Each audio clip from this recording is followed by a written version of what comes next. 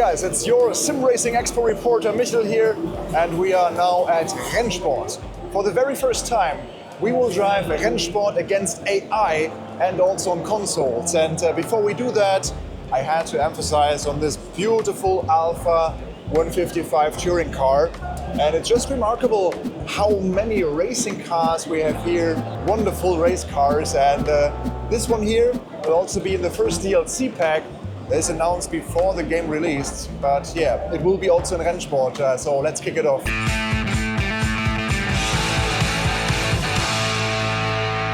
This is how they've set it up here, the floor of RENNSPORT, a nice circular setup here for all the rigs. In the middle it's PC, and there on this side there's two rigs with PlayStation and also Xbox. We're about to get into the rig and give you the first impressions of driving against the AI. The racing AI presented to us at the SimRacing Expo was still in its early stages, and it has been made clear that RENNSPORT will not offer a classic single-player experience. There is no career mode. What we have seen so far is a small collection of races designed to prepare you gradually for online racing. This is called Championship Mode. Let's put it this way. The behavior of the computer drivers is pretty close to that of a rookie online lobby. There's clearly still a lot to do for RENNSPORT devs before the 13 November release. The championship mode in RENNSPORT is obviously the mode to get people into single-player racing, to gather some experience here in RENNSPORT before they jump into the online mode, because the online competition is still what it's built around. But of course, a proper racing game in 2025 also needs some AI, and the AI likes to run to my back already. Let's just get a feel first here for Hockenheim. Yeah, pretty smooth and good force feedback here already. We have a lot of road detail in our Mosa. I believe it's an R16 or R21. RENNSPORT's force feedback has improved in recent months following community feedback during the PC early access period.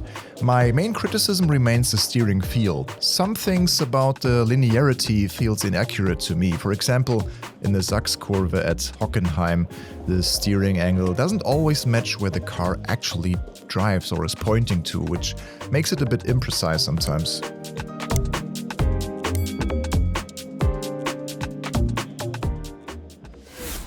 So here we go now, RENNSPORT on Xbox Series X. First time trying it here on the console. So they have the PlayStation and Xbox just next to each other here to try it also with the RevoSim hardware on the console. But I can immediately tell you, I can show you something here. We go into the menu. Racing roots or the PC roots of RENNSPORT give you a few things that you probably also don't know from Gran Turismo if you're playing on a PlayStation. So you can do things like edit the HUD elements. So that's the first thing. Then you can edit your cameras. So for example, this interior camera, but also the interior beam camera, and adjusting FOV, a thing that I think Gran Turismo players have been waiting for many, many years.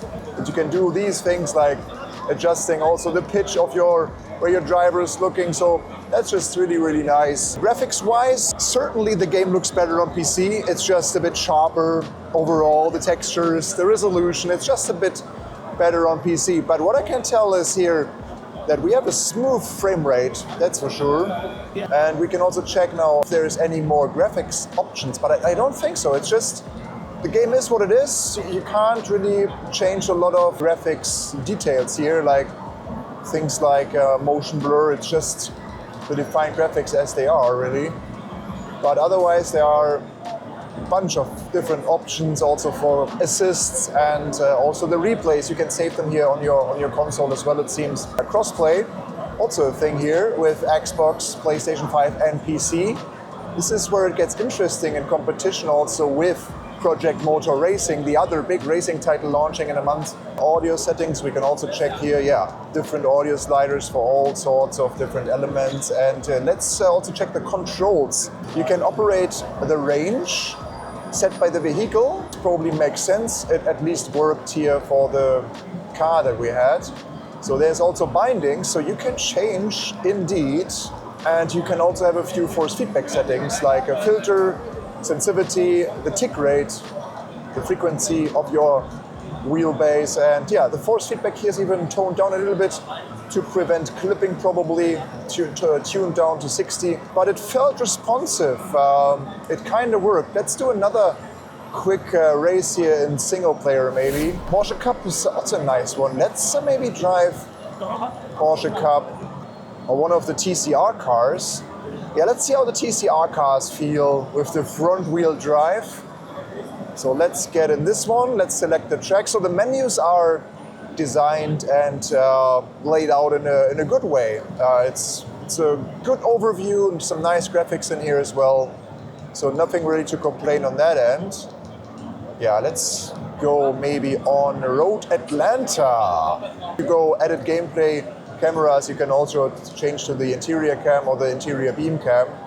So let's go with that for now. That looks kind of nice. And yeah, let's just see how the car feels here on Road Atlanta. When under load, it starts to fight you back. That's what I would expect from this front-wheel driven car.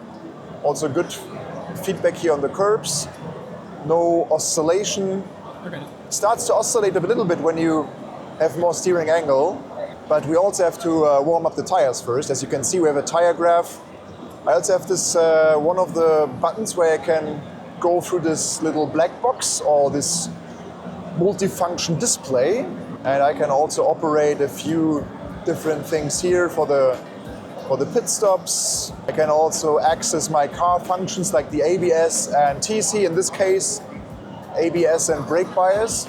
Yeah, it's pretty flawless in terms of the performance. I just don't know how tempting it will be for Xbox if we talk about the Forza Motorsport player. I don't know how RENNSPORT wants to convert them or to convince them to buy RENNSPORT in the first place if they are not like super hardcore online players, because just a single player experience. And if we start comparing the content, the number of tracks, the number of cars, I think it's very hard for RENNSPORT to compete.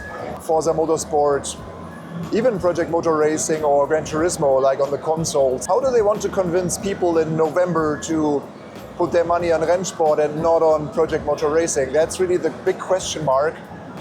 The answer has to be a good crossplay, stable multiplayer, lively ecosystem of drivers online. So that's something that we have to find out about then. How good is the online multiplayer experience? How good is the netcode? How good is the lobby system, the rank system? So I think up on launch, we will test that in more detail. But under the hood, I would say, and I've been always pretty positive about RENNSPORT and its looks and its driving experience. Yeah, once you get the hang of it a little bit, once you drove the few laps, you can kind of feel the little quirks and oh, that's how we lost our front bumper. But you get the idea. Oh, we even lost the wheel. But that's also a question to you guys. What do you think makes RENNSPORT special? What do you like about it? What do you not like? Will be really interesting to see. It's a great year for racing gamers and also sim racers, and especially the console sim racing. Having the new hardware here with RevoSim, let us know what you think. And don't forget to like, subscribe, hit that bell.